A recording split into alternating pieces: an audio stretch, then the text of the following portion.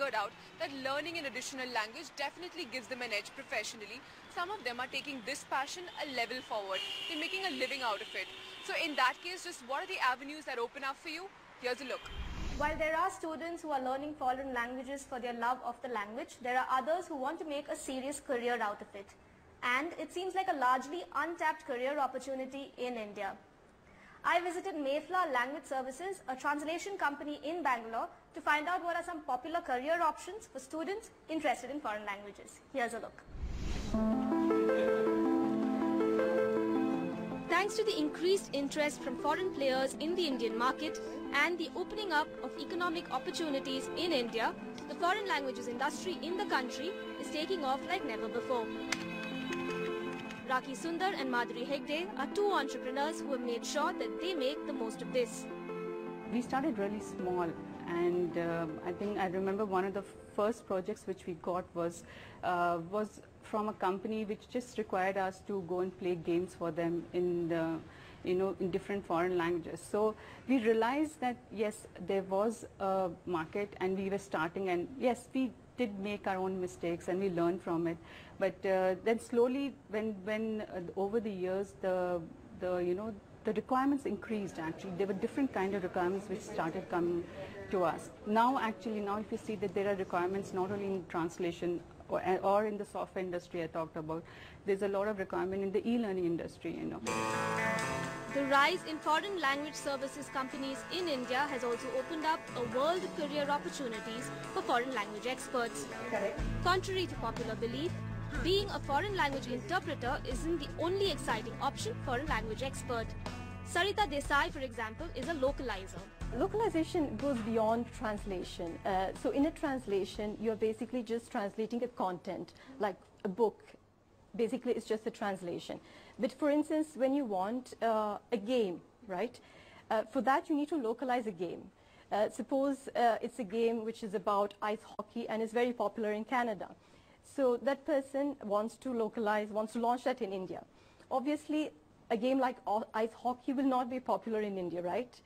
So he will probably have to change that to cricket. So that's called localization. You're adapting it to a different culture. Sarita, who currently heads the localization department at Mayflower Language Services, is an expert in Portuguese and French, but also has a degree in econometrics. Her journey into a career in languages was not the most straightforward route. I was approached by an IT company that they were developing this ERP product, and they were planning to launch it in Europe, and they wanted to localize it into European languages. So I was helping them with the localization into Portuguese. So later on, I also did testing projects for different companies. So in testing, what you do is you have an application, a software application that has already been localized into a certain language, and you need to test it. What exactly do you test for? So there are three things that you need to test. One is the linguistic testing, where you check for the grammar, for the spelling, for punctuation, syntax, accuracy of the language. Then you do a cosmetic testing. So I think the fact that I worked as a localizer, a tester, and my background economics has given me the edge. Her colleague Madhu had a similar journey to making a career in foreign languages. Languages came easy to Madhu because of her diverse background. She was born in Chennai, raised in Madhya Pradesh, and studied in Pune and Calcutta. While she knows about 5 Indian languages owing to a brief stint in Germany, she is also an expert in the German language and has an economics background. Where I did a complete course, 3-year course in German, followed by a course in business German, where I included my economics background. Was there, started as a freelance translator, moved back to India in 2006. And I was basically looking for a job where I could train people in business etiquette if they had to travel to a European country. Came across Mayflower Language Services during one of my internet searches and came to meet them, which is where I realized there's so much to do in languages, especially with somebody with my kind of background who has business knowledge as well as a language. Sarita's role in quality assurance and technology is another untapped career opportunity when it comes to foreign languages. A quality assurance team usually consists of both foreign and English language experts. So here's what we do. We translate documents, which is something you will learn through the program. Once the document is translated and comes back, we don't deliver it to the client without checking it. So basically it's a check where we check the linguistic part, the grammar part. We do a lot of punctuation checks, and we also make sure that it adheres to the guidelines given to us by the client with respect to the content, the style, and only then it is delivered to the clients.